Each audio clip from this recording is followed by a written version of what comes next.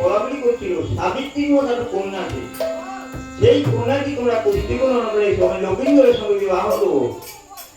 তেমন দেখবেন আমার মধ্যে যেন ধনভূতি হয়, কুলে শিলে সমান হয়, আর যেন সতী লক্ষ্য হয়, সেইখানে আমরা টাকা দেবেন। বলছে তাই হবে। তাই বলছি ও দ্বিতীয় মহরণে আমরা যাব ও জানি নগরে।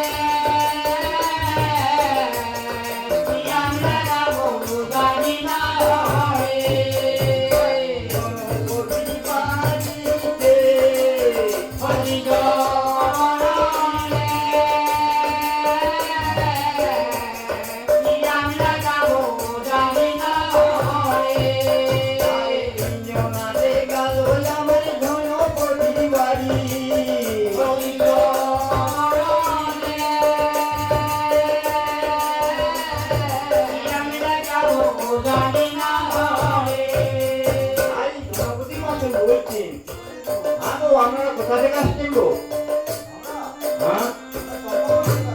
আচ্ছা, আগমনের ভিতর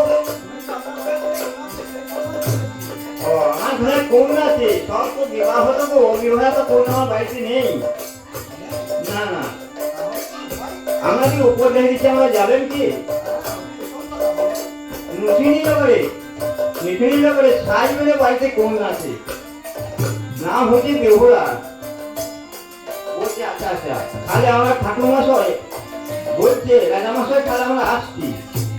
বলছে এসো, তা তোমার সবাই যার যেন বলো বলি আমারই বচনে যাও মিঠুনি নগরে।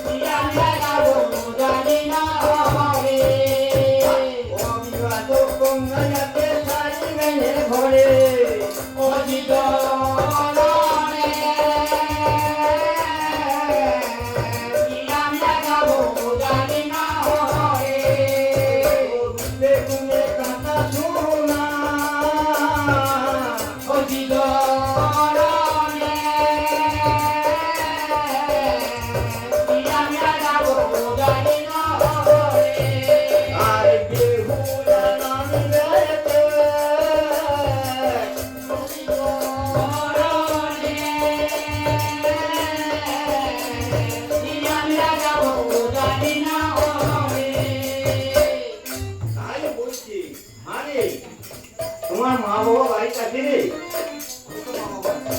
আচ্ছা, তাহলে ঠাকুর মশাই মা বাবার সঙ্গে কথা বলুন, আমি আপনাদের জন্য একটু জল মিষ্টি জোগাড় করি। তাই মা বেহুলা জোগাড় করতে জল মিষ্টি কিভাবে জানো?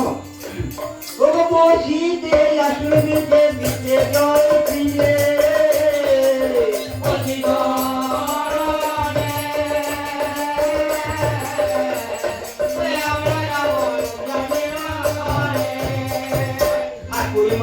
পায়ে ধুলি বেহুলা মাথায় দিলে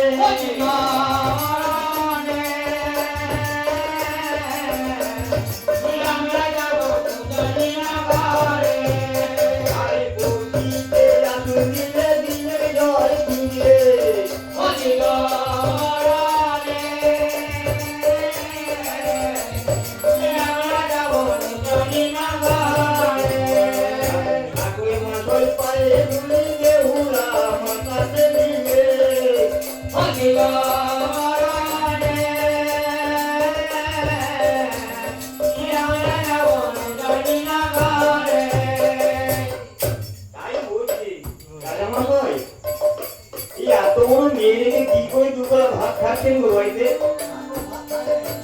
আরে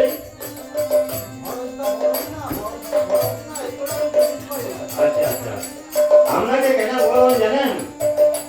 আপনার দুর্নাম হবে, বদনাম হবে, লোকে কি কি করবে, আপনার মেয়ে ঘরে রেখেছেন, ও ওই জন্যই আপনাকে বললাম। তা কিছু মনে করবেন না। তা আমি একটা লোকের সঙ্গে আমি দেখেন কি চম্পাই ওই চান্দুকে চিনেন? আচ্ছা, তার ছোট পুত্র সোনার গলার কিঙ্গর নাম হয়েছে